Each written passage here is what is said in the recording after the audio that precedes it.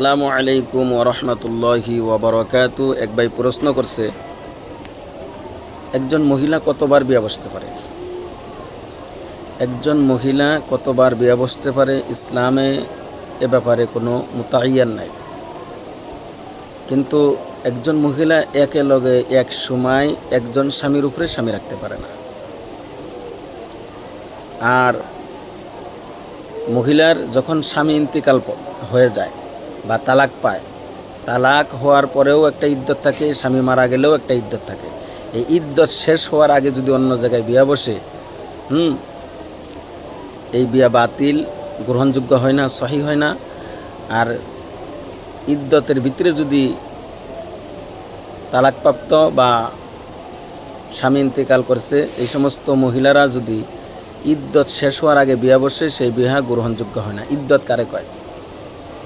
ইদ্যতের সময় কি?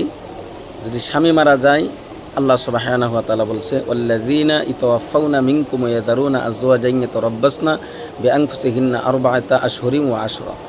4 মাস 10 দিন যদি স্বামী মারা যায়, 4 মাস 10 দিন শেষ হওয়ার আগে যদি বিয়া বসে, সেই বিয়া গ্রহণযোগ্য হয় না, সহি হয় না, বাতিল সে বিয়া। যদি পেটে বাচ্চা থাকে, চাহে তালাকপ্রাপ্ত হোক, চাহে স্বামী ইন্তেকাল করুক, তাহলে বাচ্চা জন্ম হওয়ার আগে অন্য জায়গায় বিয়ে বসতে পারবে না। ওই মহিলা, যে মহিলার স্বামী মারা গেছে বা স্বামীতে তালাক দিছে,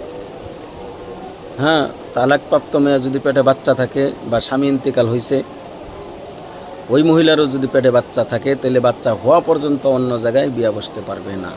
যদি বাচ্চা হওয়ার আগে বিয়ে বসে, সেই বিয়ে বাতিল, গ্রহণযোগ্য হবে না, সহি হবে না। তারপরে যে মহিলার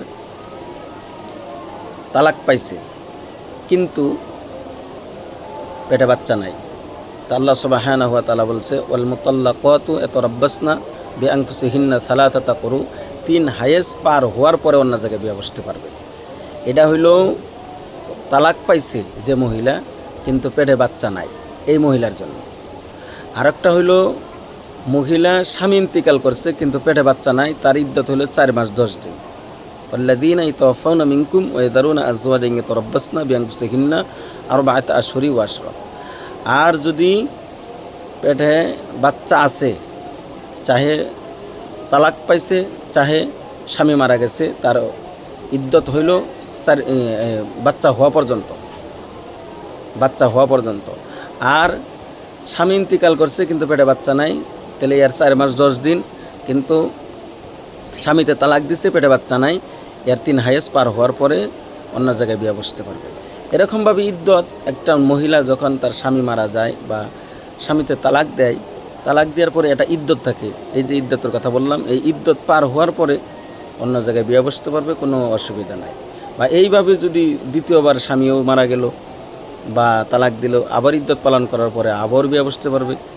আবার তৃতীয়বারের স্বামীও মারা গেল, ইন্তেকাল করলো, তালাক দিল, ইদ্যত পালন করার পরে আবার বিয়ে বসতে পারবে, কোনো অসুবিধা নাই। কোনো শরীয়তে কোনো মুতায়্যান নাই যে কতবার বিয়ে বসতে পারবে। কিন্তু একজন মহিলা তালাক যখন পায় বা স্বামী মারা যায়, ইদ্যত পালন করার পর অন্য জায়গায় বিয়ে বসতে পারে। কিন্তু মহিলারা যদি নিজেই স্বামীরা বাদ দিয়ে অন্য জায়গায় যায়, এটা ইসলামে জায়েজ নাই।